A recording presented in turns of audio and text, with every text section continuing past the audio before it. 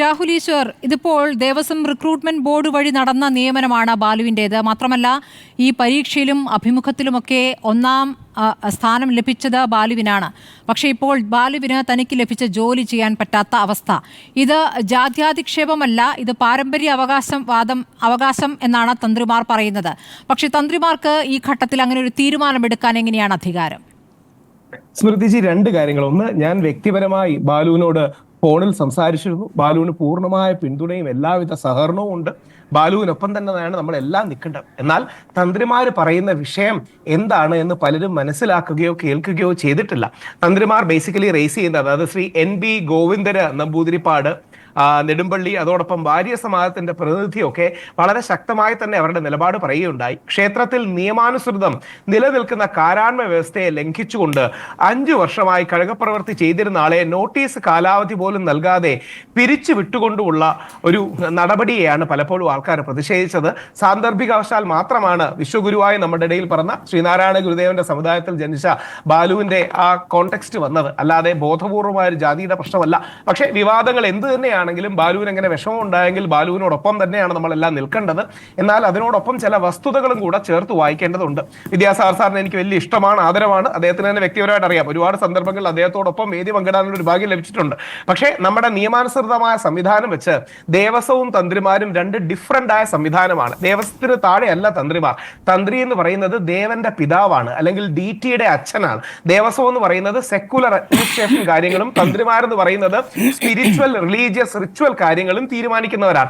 തന്ത്രിയാണ് ആചാര്യ കാര്യങ്ങളിൽ ക്ഷേത്രത്തിന്റെ എല്ലാ ക്ഷേത്രങ്ങളുടെയും പരമാധികാരി. ശബരിമലയാകട്ടെ, ഗുരുവായൂരാകട്ടെ, കൂടൽമാണിക്യമാകട്ടെ. എന്നാൽ അഡ്മിനിസ്ട്രേറ്റീവ് കാര്യങ്ങളിൽ തീർച്ചയായിട്ടും ദേവസ്വം ബോർഡ് തന്നെയാണ്, ഭരണക്രമങ്ങളാണ്, സർക്കാരാണ് അതിലെ ഏറ്റവും പ്രധാന തീരുമാനം എടുക്കേണ്ടത്. ഇത് രണ്ടുപേരും ഹാർമോണിയസ് ആയി മുമ്പോട്ട് പോകേണ്ട ആവശ്യമാണുള്ളത്. ബാലുവിനുണ്ടായ വിഷമം നമുക്കെല്ലാം ഉണ്ടായ വിഷമമാണ്. പക്ഷേ തന്ത്രിമാർ പറയുന്നത് കൂടി, വാര്യ സമാജം അടക്കം പറയുന്നതും കൂടി ശ്രദ്ധിക്കണം. ഇവിടെ ജാതി അല്ല പ്രശ്നം. ഇനി ഒരു നമ്പൂതിരി യുവാവാണ് അങ്ങനെ വിജയിച്ചു വന്നിരുന്നെങ്കിലും സമാനമായ തർക്കം ഉണ്ടാകുമായിരുന്നു. ഒരു നായർ യുവാവ് വന്നാലും തർക്കം ഉണ്ടാകുമായിരുന്നു. വേറെ ഏത് സമുദായത്തിൽ നിന്നും ഒരു യുവാവ് വന്നാലും തർക്കം ഉണ്ടായിരുന്നു. ഞാൻ ബാലുവിനോട് വ്യക്തിപരമായി സംസാരിച്ചപ്പോൾ ഞാൻ അതിലെ ഒരു പ്രധാനപ്പെട്ട തന്ത്രി അദ്ദേഹത്തോട് സംസാരിച്ചിട്ടാണ് ഞാൻ ബാലുവിനെ വിളിച്ചത്. ബാലുവിനോട് സൂചിപ്പിക്കുകയും ചെയ്തു, ഒരു കാരണവശാലും ഇതൊരു ജാതി അധിക്ഷേപമല്ല, അങ്ങനെ എടുക്കരുത്. അങ്ങക്ക് എന്തെങ്കിലും വിഷമമുണ്ടെങ്കിൽ പൂർണ്ണ പിന്തുണയുണ്ടാകും, എല്ലാവിധത്തിലുള്ള ഞങ്ങളാൽ കഴിയുന്ന സഹകരണവും ഉണ്ടാകും. ബ്രാഹ്മണ്യാർജിത ശാന്തി പോലുള്ള കാര്യങ്ങളിൽ പോസിറ്റീവായ നിലപാടാണ് നല്ലൊരു സമൂഹം, ശതമാനം ബ്രാഹ്മണ സമൂഹം എടുക്കുന്നത്. അപവാദങ്ങളില്ല എന്നൊന്നും പറയുന്നില്ല. അപ്പോൾ നമ്മുടെ സമൂഹത്തിൽ ജാതി പറഞ്ഞ് പരസ്പര സ്പർദ്ധ ഉണ്ടാക്കുന്ന ഒരു സമീപനമല്ല നമ്മൾ എടുക്കേണ്ടത്. ലോകഗുരുവായ ശ്രീനാരായണ ഗുരുദേവനും ചട്ടമ്പി സ്വാമി തിരുവടികളും മന്നത്തു പത്മനാഭനും മഹാത്മാഗാന്ധിയും അടക്കം എല്ലാവരും ഒരു സമവായത്തിന്റെ പാത സ്വീകരിച്ചാണ് നമ്മുടെ ഇടയിലെ പ്രശ്നങ്ങളും. രാഹുൽ ഈശ്വർ, ഇപ്പോൾ ഈ ഉപദേശം രാഹുൽ ആരോടാണ് പറയുന്നത് എന്നൊരു ചോദ്യം ഉണ്ടല്ലോ. ഇത് ആർക്കുള്ള ഉപദേശമാണ്? ഒരു ഉപദേശമല്ല, ഇതൊരു അഭ്യർത്ഥനയാണ്. നമ്മുടെ ഇടയിൽ തന്നെയാണ്. ആരോടുള്ള അഭ്യർത്ഥനയാണ്? ആ അഭ്യർത്ഥന നമ്മുടെ എല്ലാവരും, അതായത് ഈ ക്ഷേത്രവുമായി ബന്ധപ്പെട്ട് നിൽക്കുന്ന ആൾക്കാർ. അതായത് ദേവസ്വം റിക്രൂട്ട്മെന്റ് ബോർഡ് വഴി നിയമാനുസൃതം ജോലി ലഭിച്ച ബാലു അടക്കം, അല്ലെങ്കിൽ ബാലുവിനെ പിന്തുണയ്ക്കുന്ന ഞങ്ങളെ പോലുള്ളവർക്കടക്കമുള്ള ഒരു ഉപദേശമായിട്ടാണോ അതിനെ കാണേണ്ടത്? ഒരിക്കലും അല്ല. ഉപദേശിക്കാൻ ഞാൻ ആരുമല്ല. ബാലുവിന് പിന്തുണ മാത്രമാണ്. ബാലുവിനെ ഉപദേശിക്കാൻ നമ്മൾ ആരുമല്ല. രാഹുൽ, ബാലുവിനൊപ്പം തന്ത്രിക്കൊപ്പം എന്നുള്ള നിലപാടെടുക്കരുത്. എപ്പോഴും ഈ ഒരു സമീപനം രാഹുലിനുണ്ട്.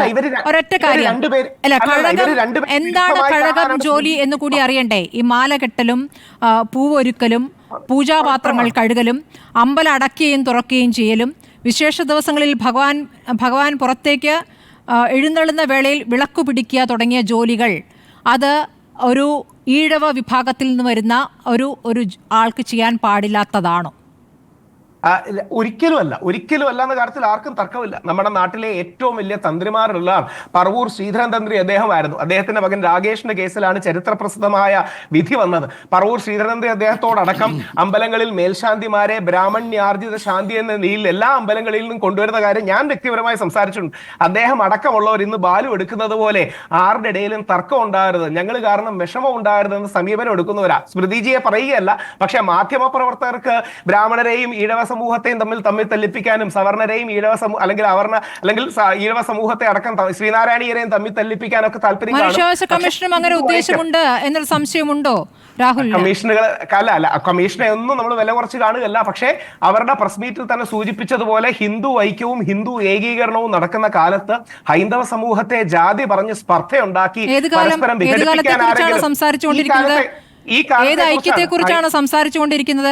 ഏത് ഐക്യത്തെ കുറിച്ചാണ് സംസാരിക്കാതിരിക്കേണ്ടത്? നായരീഴവ ഐക്യമാണെങ്കിലും നമ്പൂതിരി മുതൽ നായാടി വരെ ഐക്യമാണെങ്കിലും അമ്പലവാസി മുതൽ ആദിവാസി വരെയുള്ള ഐക്യമാണെങ്കിലും ഐക്യമാണോ ഇപ്പോൾ കാണുന്നത് എന്ന ചോദ്യമാണ് രാഹുൽ ഞാൻ ചോദിച്ചത്.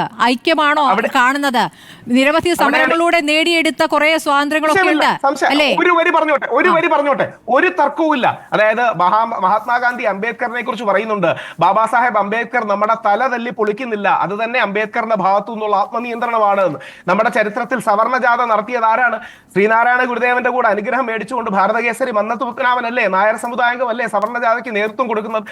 ജാതീയത നമ്മുടെ തെറ്റ് തന്നെയായിരുന്നു. നമുക്കൊക്കെ ഭ്രാന്താണെന്ന് വിവേകാനന്ദൻ നമ്മളെ നോക്കി പറഞ്ഞത് നമ്മുടെ ജാതീയത അന്ന് തെറ്റായിരുന്നെങ്കിൽ ജാതീയത ഇന്നും തെറ്റ് തന്നെയാണ് രാഹുൽ. ഇപ്പോൾ ഇതിനെ എങ്ങനെയാണ് ന്യായീകരിക്കാനാവുക? താങ്കൾ പറയുന്ന വാര്യർ സമാജം പറയുന്നതാണ് ന്യായം എന്നാണോ പറഞ്ഞു വെക്കുന്നത്? അതോ ബാലുവിന് ഇപ്പോൾ ജോലിയില്ല എന്ന യാഥാർത്ഥ്യത്തോടാണോ താങ്കൾ ചേർന്നത്? താങ്കൾ ബാലുവിനെ ഫോൺ വിളിച്ചെന്ന് പറയുന്നു. താങ്കൾ വാര്യർ സമാജത്തെ പ്രതിനിധികളോടും സംസാരിച്ചോ? ഇതിന്റെ പ്രശ്നം ചില തെറ്റിദ്ധാരണകൾ ഉണ്ടായിരിക്കില്ല. ഞാൻ ചോദിച്ചോട്ടെ, എന്താണ് ആ തെറ്റിദ്ധാരണ? രാഹുൽ ഒന്ന് വിശദീകരിക്കൂ. ദേവസ്വം റിക്രൂട്ട്മെന്റ് ബോർഡ് വഴി നിയമനം ലഭിച്ച ബാലുവിന് എന്ത് തെറ്റിദ്ധാരണ? ബാലു ഞാൻ ജനിച്ചതുപോലെ ബാലു ഒരു നമ്പൂതിരിയായിട്ടാണ് ജനിച്ചതെന്നിരിക്കട്ടെ, നായർ സമുദായമായിട്ടാണ് ജനിച്ചതെന്നിരിക്കട്ടെ, ഇതേ പ്രശ്നം തന്നെ വരില്ലേ? കാര്യം പരമ്പരാഗതമായി അവിടെ നിൽക്കുന്ന ചില ആൾക്കാരുടെ അവകാശങ്ങൾ അവരെ മാറ്റിക്കൊണ്ട് ഇത് ചെയ്തതിനാണ് അവർക്ക് എതിർപ്പെന്ന് തന്ത്രി അദ്ദേഹം അടക്കം പറഞ്ഞിട്ടുണ്ട്.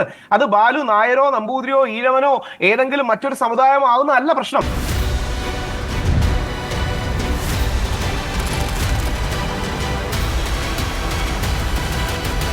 Debate with Smriti Parathikkad.